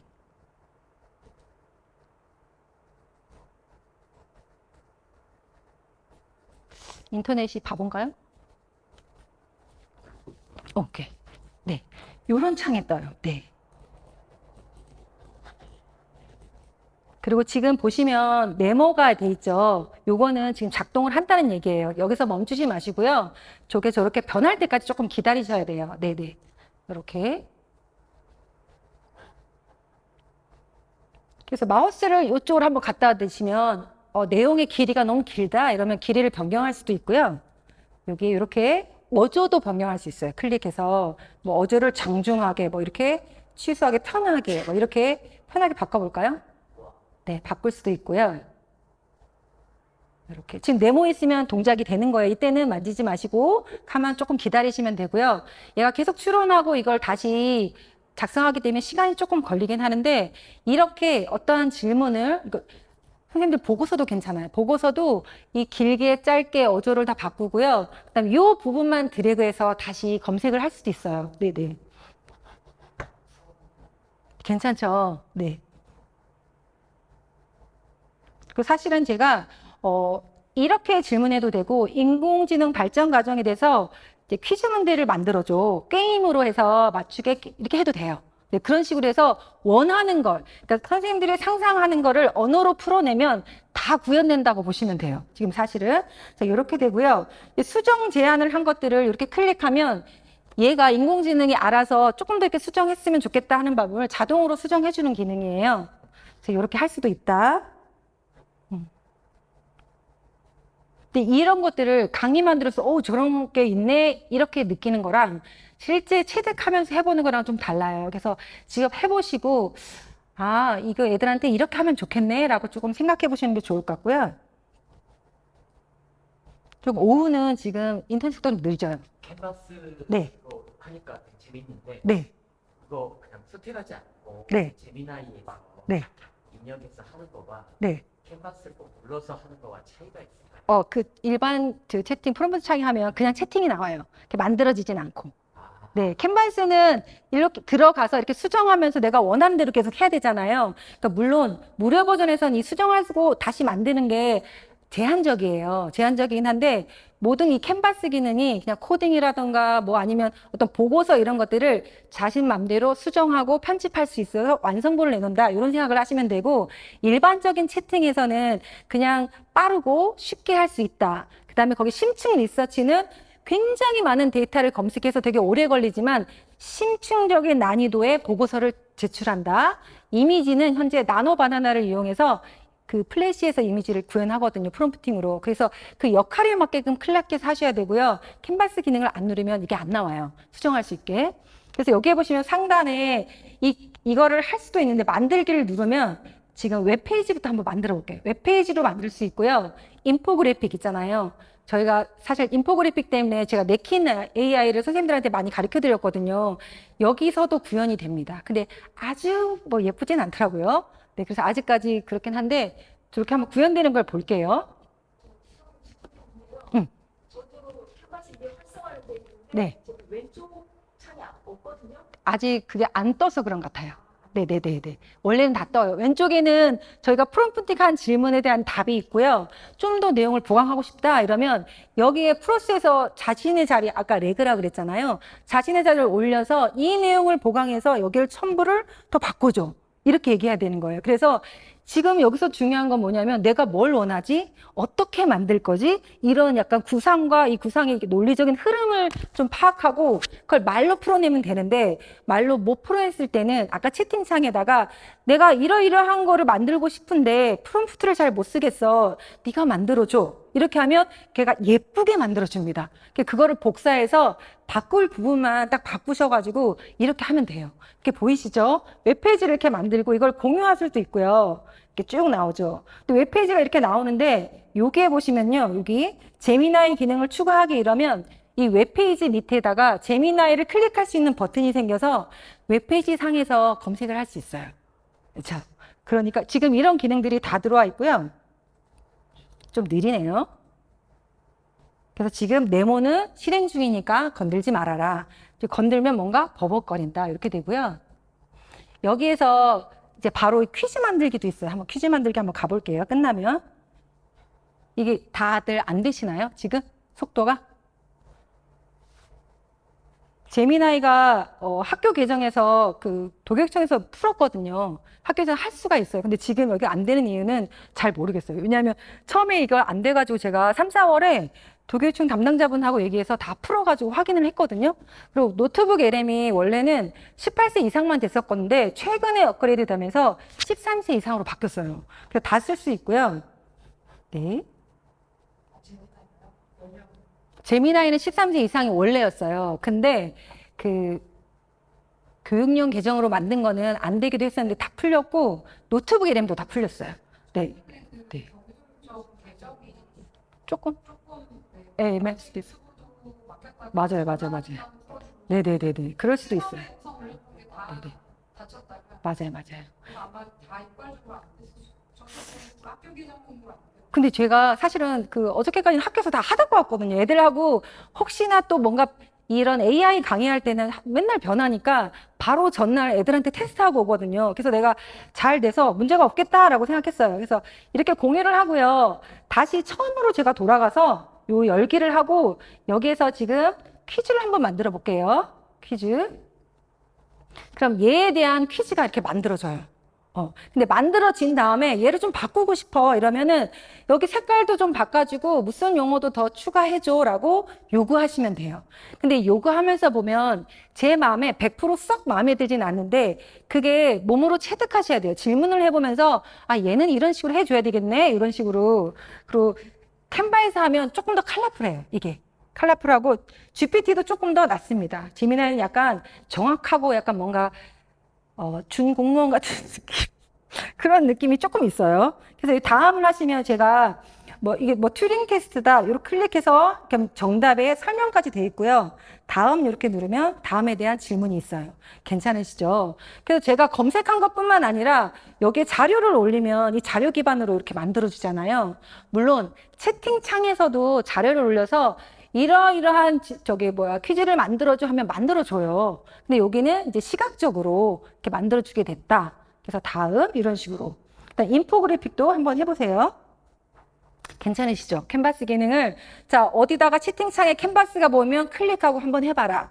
그 다음에 보고서조차도 보고서도 캔버스 누른 거랑 일반 채팅이 차이가 나는 게 이제 수정할 수도 있지만 조금 더 약간 심층적인 탐구도 가능하고 그 다음에 어떤 게 있냐면 제미나이가 지금 무료 버전에서는 안 되는데 제가 컴퓨터의 발전 과정에 대해서 PPT를 만들 건데 슬라이드별로 내용을 만들어줘 이렇게 얘기하면 슬라이드로 딱 만들어줘요. 그러면 여기에서 제가 수정할 부분을 드래그해서 이 부분을 수정해줘 라고 하잖아요. 그럼 그걸 복사에다가 그 구글 슬라이드 있잖아요. 거기 들어가서 클릭하면 글자만 넣으면 슬라이드 이미지까지 같이 넣어줘요. 그렇게 지금 돼 있어요. 그래서 굳이 감마 이렇게 쓰지 않아도 구글 슬라이드 상에서도 PPT가 촥촥촥촥 만들어진다. 이렇게. 근데 지금은 유료만 되긴 하더라고요. 그게 좀 있어서 그렇지. 네. 퀴즈를 구글 슬라이드로 만들어줘. 아니요. 그건 아니고 PPT 할 때 그러니까 얘가 발표 자료를 슬라이드별로 만들어줘 이러면 내용이 나올 거잖아요. 한 PPT 안에 들어갈 내용, 슬라이드별의 내용이 나오는데 그걸 복사에다가 구글 슬라이드 딱 열면 유료는 제미나이 마크가 딱 표시돼 있어요. 걔를 클릭해서 내용만 딱 붙여놓으면 내용도 슬라이드 나오고 거기에 맞는 이미지도 탁탁탁 넣어요. 되게 깔끔하게 나와요. 네, 그렇게 해서 되게 쉽게 된다. 근데 유료만 되는데 모든 게 보니까 지금 유료만 되는 것들이 맛배기를 주라는 건지 무료 버전도 자꾸 사용할 수 있게 되더라고요. 이런 정책은 계속 변화해요. 그리고 이렇게 보시고요. 지금 제가 몇 분까지죠? 20분 좋아요. 자, 노트북 LM으로 넘어가겠습니다. 이런 탐구 질문이나 이런 것들도 노트북 LM에서 가능해요. 그래서 검색을 하시는데 노트북 LM 검색하시면 돼요. 한글로. 네. 이렇게 노트북 LM 이렇게 검색하시면 나와요. 이것도 구글에서 만든 거예요. 구글에서 만들었는데 얘는 내가 올린 자료에 의해서 제미나이가 답하는 거예요. 그래서 이렇게 되면 그냥 구글로 로그인 하셔서 노트북 LM 사용해 보기 이렇게 해요. 그러면 저는 되게 많죠. 이게 하나하나가 노트북이라고 생각하시면 되고 일단 생활기록부 작성 요령에서 중간중간 제가 서치하잖아요. 책을 다 찾을 수는 없잖아요. 그래서 소스만 올려놓고 제가 검색하면 어떤 근거에 의해서 이렇게 답변이 나왔어요 라고 나와요. 그래서 이 별로 제가 강의하는 거 별로 그다음에 책들, 논문 이런 것들을 다 각각 넣어서 지금 이렇게 해서 사용하고 있어요. 이렇게 하면 자 한번 사용해 볼게요. 새로 만들기를 누르시고요. 그럼 소스 업로드가 나옵니다. 그러면 소스를 갖고 계신 PDF를 넣으셔도 되고요. 아니면 지금 제 강의 소스를 올리셔도 상관없어요. 그렇게 해도 되고요. 아니면 아까 챗GPT나 제미나이에서 내용 복사한 거 있잖아요. 그거를 클릭해서 컨트롤 V 하셔서 붙여넣기 해도 되고 유튜브 링크로 해도 상관없습니다. 네, 올리실 분은 그렇게 하고 안 하실 분들은 이 소스 검색에서 이렇게 해볼게요. 이렇게 학습 원리. 그래서 저는 앱. 혹시 구글 드라이브 이 창이 보이시나요? 이 무료 유료 차이 날 수도 있어요. 그러니까 이게 지금 만일에 제가 유료만 되는 거라면 지금 확인을 못 해봐가지고 보통은 학습 원리 하면 웹에서 다 찾아요. 근데 저기 내가 구글 드라이브에서만 갖고 오겠다 이러면 저렇게 해도 되거든요. 그래서 학습 원리에 대해서 이렇게 제출을 하면 얘가 온 군데를 뒤져가지고 찾습니다. 유튜브, 블로그, 논문 뭐 이런 거. 공개된 논문 이런 걸 다 찾아요. 한번 해보세요. 그러면 여기 보통 소스를 가져오게 하면 쑥 갖고 오긴 하는데 여기에 내용을 봐서 그렇게 좀 안 좋은 내용들 있잖아요. 그런 것들이 따라 붙을 수 있어요. 그래서 좀 이거를 학생들이 쓸 때는 선별해서 선생님이 확인해 보시고 확인해 보려면 여기에 별표. 위키백과는 안 하는 게 좋죠. 여기에 보면 요거 있잖아요. 요걸 클릭해 보면 내용을 확인할 수 있어요. 그리고 학생들에게는 반드시 내용을 확인해보고 얘가 확인하고 괜찮은 것만 추가해. 이렇게 하시면 돼요. 이렇게 확인을 꼭 해보셔야 됩니다. 그리고 여기에서 몇 개만 해볼게요. 클릭하시고 이렇게 해서 가져오기를 할게요. 이렇게 가져오기 하면 이쪽에 왼쪽에 소스가 들어와 있어요. 이렇게 소스 기반으로 얘가 어떠한 내용인지 읽습니다. 가운데 있는 것들은 얘가 제미나이가 속에 들어가 있어요. 제미나이가 쟤를 보고 요약한다거나 찾아준다거나 이제 내용을 답변을 해주는 거예요. 그죠? 그러면 내가 소스를 이렇게 내가 소스를 더 추가하고 싶어 이러면 여기 클릭해서 업로드 하셔도 되고요. 더 검색해서 올리고 싶어 이러면 이렇게 하셔도 돼요. 그 다음에 제가 요거 하나만 체크해서 내용을 만들고 싶다 이러면 이렇게 하셔도 되고요. 선택을 하셔도 되는데 저 같은 경우에는 저희가 책들을 많이 읽으니까 뭐 장별로 PDF로 올려놓고 1장 요약하고 2장 요약하고 그런 식으로 만들긴 합니다. 이렇게 하고요. 자, 일단은 마인드맵을 한번 클릭해 볼게요. 옆에 클릭. 자, 옆에 보고서 드랍다운 버튼을 클릭하시고 줄줄줄 다 클릭해 보세요. 브리핑 문서 클릭, 학습 가이드 클릭, FAQ 클릭, 타임라인 클릭. 그 다음에 동영상 계도 클릭하시면 좋은데 그거는 오래 걸리니까 이렇게 보실게요. 그 와중에 AI 오디오 오버뷰는 팟캐스트예요. 2명이 오디오 파일인데요. 두 명의 사람이 대화를 열심히 해요. 여자, 남자가. 그렇게 하는데 클릭만 해도 괜찮아요. 왜냐하면 제미나이라는 애가 답을 해주는데 이 제미나이는 어떤 애냐면요. 굉장히 많은 양의 학습을 하는 애예요. 되게 똑똑한 애라서 저희보다 어쩌면 이 소스 자료의 핵심을 뚫어요. 그리고 쉽게 설명을 해줘요. 이렇게 쉽게 설명해주네? 근데 그럼에도 불구하고 저희 애들은 이걸 잘 못 알아들을 수 있잖아요. 그래서 여기를 연필을 클릭하시면 이게 나오죠. 그럼 언어 선택을 한국어로 하셔도 되고요. 언어는 여기에 설정해서 아예 나는 무조건 한국어로 하고 싶다 이러면 출력 언어를 바꾸셔도 돼요. 영어쌤은 영어로 하시면 독일어 자료가 올라왔든 한문 자료가 올라왔든 영어로 번역을 합니다. 그래서 한국어로 번역을 하는데요. 이걸 클릭하고 내가 딥 리서치, 심층 분석이 필요해. 근데 요약은 사실은 금방 여기서도 하니까 애들한테 필요한 건 비평이에요. 이 내용에 대해서 비평적인 시간으로 오디오를 만들어 주라는 거고요. 혹은 토론은 어떠한 분쟁, 논쟁거리가 있다. 그거 중심으로 되는 거고요. 그 다음에 짧게 기본값 이렇게 하는 거예요. 짧게는 짧게 나오는데 사실 이 길이도 딱 명확하진 않고 그 소스 양에 따라 좀 다릅니다. 그래서 여기에는 저는 주로 어떤 내용을 많이 쓰냐면 이 직업계고 애들이니까 배경 지식이 없는 학생이 이해하기 쉽도록 쉬운 비유와 예시를 들어가면서 핵심적인 개념을 설명해줘. 이런 식으로 가장 많이 써요. 아니면 핵심적인 내용을 예를 들어가면서 쉽게 단계별로 설명해줘. 이렇게 해서 맞춤 설정을 하는 거를 되게 추천합니다. 네, 그렇게 해서 생성 한번 눌러보실게요.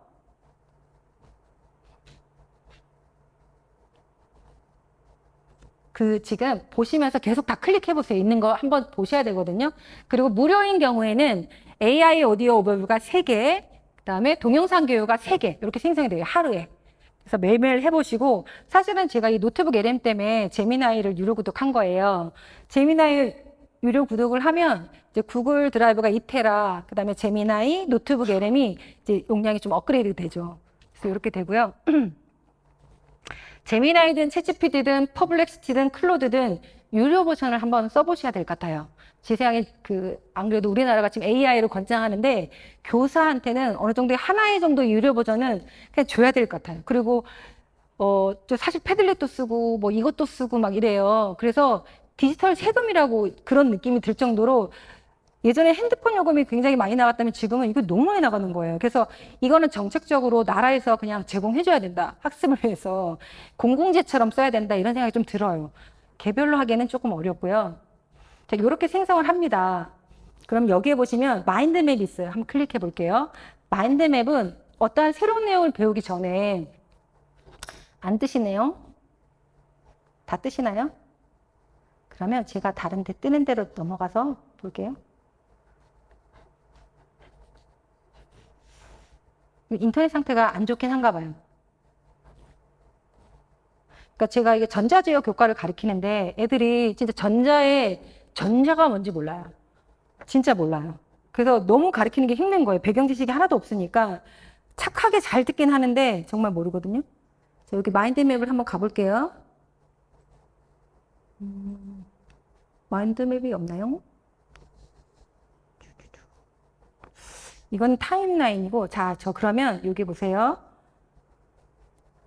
소스가 학습 가이드. 자, 이 내용이 지금 전자제어 교과 PDF를 올렸어요. 그럼 여기에 전자제어 시스템 과목에 기본 개념들이 이런 게 있다. 그래서 요약을 좀 해주고요. 그 중간에 보시면 쭉 와서 뭔가 되게 복잡해 보이죠? 근데 이 내용에 대해서 이거를 장별로 할 수도 있어요. 퀴즈를 이렇게 내줘요. 중간에 이렇게 퀴즈. 그다음에 퀴즈 정답을 이렇게 말해주고요. 그 밑에는 에세이 형식 질문들이 있어요. 그걸 이렇게 물어봐주고, 그다음에 용어 사전을 쉽게 설명해 주는데, 이걸 만일에 요게 소스로 전환을 딱 누르시면 이 내용이 저 소스로 가서 조금 더 이 내용이 강화돼서 피드백이 되거든요. 이해되시죠? 그리고 여기에 질문을 하는 거예요.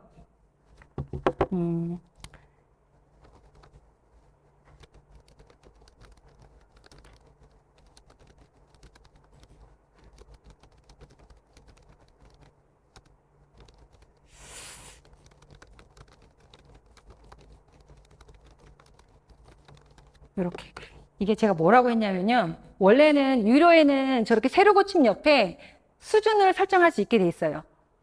근데 지금 무료는 그게 없으니까 얘 소스를 이렇게 가서 내가 주요 용어 사전이 저는 알겠는데 아마 애들은 모를 것 같아요. 그러면 저 요 제목 있죠. 전자제어 시스템 스터디 가이드 소스에 주요 용어 사전을 배경 지식이 없는 학생이 이해하기 쉽게 설명해줘. 이렇게 얘기한 거예요. 그래서 선생님들이 생각하셔야 될 거는 배경 지식이 없는 학생들이 개념 파악을 쉽게 할 수 있도록 그런 말을 애들한테 더 붙이라고 하셔도 되고요. 이건 지금 학생이 사용할 수 있으니까 학생이 해도 돼요. 근데 그걸 예시할 때 너가 이걸 이해할 수 있겠니? 라고 한번 물어보고 항상 비유와 예시와 구체적으로 단계별로, 이거 COT라고 하거든요. 단계별로 해라 이렇게 되면 굉장히 좋습니다. 그래서 이렇게 용어 사전이 이렇게 설명이 더 쉽게 나왔어요. 얘는 마이크로 프로세서나 마이크로 컨트롤러를 사용해서 동작 제어하는 기술인데 얘는 예를 들어 냉장고, 에어컨 이렇게 나와 있죠. 이렇게 쉽게 돼요. 그래서 요거를 요렇게 쭉 내리시면 이 내용이 괜찮아요. 그럼 메모에 저장을 해두세요. 네. 메모에 저장해서 이렇게 넘어가야 이게 사라지지 않아요. 요 가운데 있는 채팅의 기록은 나중에 밖에 나갔다가 들어오면 사라집니다. 그래서 소스로 하시고 이 소스 내용이 또 너무 좋은 거예요. 그럼 더블 클릭하셔서 다시 이 소스도 헷갈릴 수 있으니까 여기에서 저장하면 이게 메모고요. 메모. 요 메모는 계속 남아 있어요. 그래서 더블 클릭해서 이 내용이 좋다 이러면 저쪽 소스로 하면 또 다시 피드백이 강화가 돼요. 그리고 여기 질문이 애들은 좀 어려울 수 있으니까 그냥 여기 추천하는 질문들을 해주셔도 괜찮아요. 이 내용을 보고 핵심적인 질문이거든요. 근데 여기 좋은 게 이게 22번이라고 번호 이런 게 보이시죠? 클릭하면 이 스펙트럼 분석기가 이 소스의 어느 부분에서 왔는지 표시를 해줘요. 그러면 선생님들이 만약에 업무하실 때는 업무의 몇 페이지에 근거해서 저렇게 됐구나라고 이해할 수 있는 거죠. 이해되시죠? 그래서 클릭하면 되게 빨리 되고요. 여기에 전자제어 교과 한번 오디오 한번 들어볼게요. 안녕하세요. 오늘 우리가 매일 쓰는 스마트폰, 세탁기, 아니면 자동차까지요. 그 안에서 이렇게 조용히 세상을 움직이는 작은 두뇌가 있잖아요. 바로 마이크. 그러니까 이게 그냥도 이제 쉽게 나오긴 하지만 아까 맞춤 설정을 하면 애들 수준에 맞게. 그러니까 만약 중학교 1학년이면 중학교 1학년. 그러니까 저는 항상 직업계고 1학년 학생들이 이해하기 쉬울 정도 이렇게 얘기해요. 그러면 직업계고의 사례를 구체적으로 갖고 와서 전자제어나 기계나 이런 사례를 비유로 들면서 설명을 하기 때문에 좀 더 쉬워요. 좀 쉽고요. 그 다음에 동영상 제작도 여기 보시면 제가 보여드릴게요. 이거는 선생님이라는 직업 예전에는 존경과 보람의 상징처럼 여겨졌. 영상이 이렇게 만들어지는데 아까 전자제어가 있을 거예요. 네. 그래서 애들 우리가 매일 쓰는 전자기기들 있잖아요. 그 안에 사실은 아주 똑똑한 두뇌가 숨어 있다는 거. 세탁기, 빈이 두뇌는 줄여서 기억을 다가 다 들어 작은 두뇌 같은 우리 사람. 그런데 문제는 MCU는 자, 여기 얘기하는 게 뭐냐면 아까 제가 책 PDF 파일을 올려놨잖아요. 비디오 영상을 만들 때 그 책 안에 있는 이미지를 갖고 와서 얘가 설명을 해요. 동영상이. 근데 오디오랑 비디오가 조금 달라요. 다른데 둘 다 한번 들어보시면 이제 난 여기 좀 좋더라 이렇게 얘기하는데 항상 맞춤 설정을 해야 좋습니다. 좋고 이 소스 그러니까 저희가 올려진 그 내용을 읽어오는 기능이 되게 탁월합니다. 그래서 거기 있는 그림, 이미지, 예시 이런 것들을 첨부하면서 이렇게 깔끔하게 만들어줘요. 이것도 원래는 영어만 됐었거든요. 근데 금세 한국어 버전이 패치가 되더라고요. 네, 그래서 이거를 한번 해보시는 게 되게 좋을 것 같죠. 애들도 쉽고 선생님들도 아니면 선생님들이 만들어서 애들한테 보여주면 되는데 생각보다 애들이 집중력이 높지 않아요. 선생님만 되게 좋아하고 놀라시고 애들은 처음에만 오 이렇게 하다가 잘 안 들어요. 네. 그래가지고 저는 사실은 오디오 버전을 다운로드 받아서 부루해서 그걸 애들이 이제 자막 편집하게끔 하고 친구들의 얼굴이나 이런 것들 대화 내용을 스크립트를 조금 바꿔가면서 그 친구의 얘기가 나오고 이러면 애들이 듣잖아요. 그렇게 좀 많이 바꾸고 또 공포스럽게 호러식으로 이렇게 만들어서 이렇게 하기도 합니다. 네. 제가 이제 저번 수업님 말씀하셔가지고 네. 그 AI 오디오를 해봤는데 네. 30분이 나오는 거예요. 그러니까 거기에서 7분 간격으로 해줘라고 구체적으로 맞춤 설정을 하시면 돼요. 지금 네, 그렇게 해도 되고요. 원래는 7분 전후에 오디오가 생성이 됐는데 또 이게 업그레이드 되면서 짧게 길게가 돼 있고 이렇게 표시가 다 달라요. 그래서 그 맞춤 설정에 누가 이해하기 쉽도록 5분 이내로 만들어줘. 이런 식으로. 그렇게 하면 돼요. 그리고 아니면 소스 내용이 되게 많아요. 근데 자세하게 설명해 달래. 그렇게 하면 14분, 20분까지도 가더라고요. 그러니까 그런 것들은 해보시면서 그 내용이 되게 중요한 게 뭐냐면 핵심 개념만 꼭 알아야 될 핵심 개념만 예를 들어서 쉽게 설명해줘. 누가 이해할 수 있도록 배경 지식이 없는 학생이 이해하기 쉽도록 그렇게 멘트를 써야 돼요. 그래서 여기에 그렇게 하면 되시고요. 제가 노트북 LM이 꼭 써보시길 바랍니다. 아마 교사한테는 너무너무 좋을 거예요. 물론 AI를 꼭 쓸 필요는 없지만 그런 말이 있어요. AI 때문에 일자리를 잃는 게 아니라 AI를 먼저 사용하는 사람 때문에 일자리를 잃는다는 얘기가 있어요. 그래서 사용하고 안 하고는 잘 사용하냐 이런 건 또 둘째의 문제지만 알고 있느냐 안 알고 있느냐 차이도 되게 클 것 같거든요.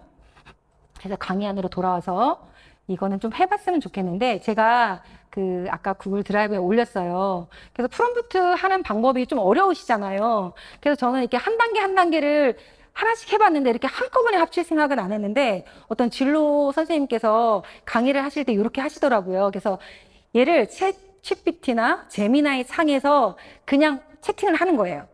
자, 호카즈식 프롬프트에 대해 자세히 설명해줘. 엔터, 탁. 하면 호카즈식 프롬프트가 뭔지 설명을 해줘요. 이게 선생님들 지금 하시는 프롬프트예요. 뭐 너는 역할이 뭐면 되게 정확하게 답변을 해줘요. 두 번째, 슌스케 프롬프트에 대해 자세히 설명해줘. 이러면 얘는 뭐냐면 어떠한 목표를 정해놓고 그걸 찾아가기 위한 여정을 위한 프롬프트예요. 되게 저희 탐구학습처럼. 그래서 이게 골식이라고 하거든요. 그래서 거기에 대해서 쭉 설명해줘요. 지금은 얘 채팅창에 이런 프롬프트를 학습시키는 그거예요. 엔터 치고. 오픈 AI 공식 프롬프트에 대해서 자세히 알려줘. 그러면은, 특별히 따로는 없지만 구글 공식 계정에서는 보통 요렇게 쓰는 게 좋다고 합니다. 라고 쫙 내요. 그 다음에 오픈 AI는 오픈 AI죠. 아니면 오픈 AI라고 하지 않으면 챗GPT라고 해도 됩니다. 제미나이 공식 프롬프트에 대해 자세히 알려줘. 이거는 구글 공식이죠. 그럼 4개가 쭉 나왔어요. 그러면 선생님들이 이거면서 얘네들이 이렇구나라고 인식을 하실 거예요. 그 다음에 위 4개의 프롬프트 결과를 비교하는 표를 만들어줘. 이렇게 하시면 돼요. 그리고 파일로 저장할 수 있게 해줘. 이렇게 하면 저장할 수 있게 다 나와요. 그게 구글 스프레드시트가 됐든 PDF가 됐든 다 나와요. 이 저장하는 방식은 또 제미나이나 챗GPT에 따라 조금씩 다릅니다. 한번 꼭 해보세요. 그 다음에 위 방식을 종합해서 학교 과제형 프롬프트를 만들어줘. 이러면 엄청 길게 만들어줘요. 아니면 저희가 개념 탐구를 하니까 위 방식을 종합해서 학생들 학교 수업의 개념 학습용 프롬프트로 만들어줘. 이런 식으로 질문해 보시면 쫙 나와요. 그렇게 하고 나서 또 챗GPT와 제미나이를 동시에 사용하는 방법을 알려줘. 이러면 얘가 여기에서 뭘 아이디어 검색을 하고 저쪽 가는 검증을 하고 이렇게 좀 설명을 해줘요. 근데 그러거나 말거나 잘 모르겠죠. 근데 일단 쭉 해놓은 다음에 저장할 수 있게 파일로 만들어줘. 뭐 이렇게 해요. 안 되면 생략 가능하기도 하는데 그 다음부터는 이렇게 질문을 하는 거예요. 질문을 하면 프롬프트가 풍성해져요. 그냥 일반 채팅한 거보다 나는 내 마음에 드는 내용이 안 나오는데 이렇게 하는 거가 되게 풍성하게 나오고요. 이 내용을 한번 볼게요. 비교해 보시면 이런 식으로 나와요. 조금씩 모델에 따라 다르긴 한데요. 뭔가 핵심 목표도 좀 다르고 접근 방식도 조금 다르네요. 핵심 구조도 좀 다르고 예를 들어서 이렇게 보면 얘가 종합적인 프롬프트를 만들어줘 했더니 템플릿을 이렇게 만들어준 거예요.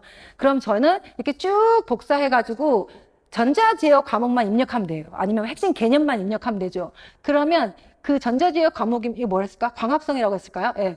광합성이야. 이렇게 하면 광합성에 대해서 얘가 이렇게 설명을 이렇게 딱 해주는 거예요. 그냥 저희가 광합성에 대해서 자세히 알려줘 한 것보다 되게 체계적으로 잘 나와 있잖아요. 근데 이렇게 써도 돼요. 애들한테 선생님들이 여러 번 여기서 해보시고 되게 좋은 프롬프트가 있다. 그럼 이거를 공유를 하시고 애들한테 그거를 해서 니네가 알고 싶은 핵심 개념을 해도 돼. 이렇게 해도 되고요. 저는 애들한테 저걸 아까 해봐.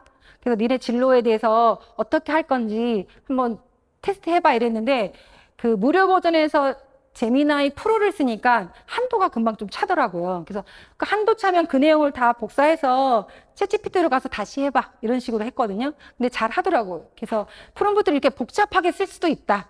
이렇게 하고요. 아니면 한 단계 한 단계씩 요기에 대한 핵심 정리를 해줘. 뭐 개념을 설명해줘. 뭐 퀴즈를 만들어줘. 퀴즈를 OX로 만들어줘. 이렇게 요구를 하시면 됩니다. 지금은 요구하면 다 들어줘요. 네네. 그렇게 해서 하면 된다. 거기에 대한 내용이 지금 혹시나 아까는 제가 설명할 시간이 없어서 이렇게 프롬프트 만드는 형식에서 한글로 이렇게 넣어놨어요. 그래서 그냥 이렇게 보시면 이렇게 하나씩 복사해서 붙여놓고 테스트 한번 해보시면 돼요. 챗GPT도 한번 해보시고 제미나이도 한번 해보시고 그 다음에 여기서는 질문을 내가 수업을 이렇게 하고 싶어. 그렇게 하고요. 보통은 내가 얘한테 요구할 때 어떻게 말을 해야 될지 잘 모르니까 엉성하게지만 내가 요구하고 싶은 걸 다 써요. 이걸 만들고 싶은데 이렇게 만들고 싶은데 이거를 만들게 하는 프롬프트를 만들어줘. 이러면 잘 만들어줘요. 이미지도 그래요. 내가 강의하는데 강의 앞에 돌고래 2마리가 춤추게 하는 게 되게 뽀사시하고 환상적으로 만들고 싶은데 이렇게 만들 이미지에 프롬프트를 만들어줘. 이렇게 하는 거예요. 그래서 그 프롬프트를 쫙 써주면 그걸 복사해서 그냥 갖다 붙이기만 하면 생성을 해줍니다. 그래서 물론 제가 그냥 어설프게 말해도 좀 잘 알아듣긴 하는데 얘가 그걸 위한 프롬프트를 만들어주면 더 잘 알아들어요. 괜찮죠?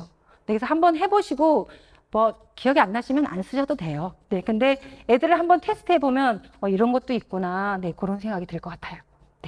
시간이 지금 20분이 됐거든요. 혹시 질문 있으실까요? 그리고 제가 강의는 그렇게 막 하지 못하지만 자료 정리는 좀 잘하거든요. 강의한 보시면 좀 이해할 수 있으실 것 같아요. 네. 네, 그러면 이제까지 듣느라 고생하셨습니다. 수고하셨습니다.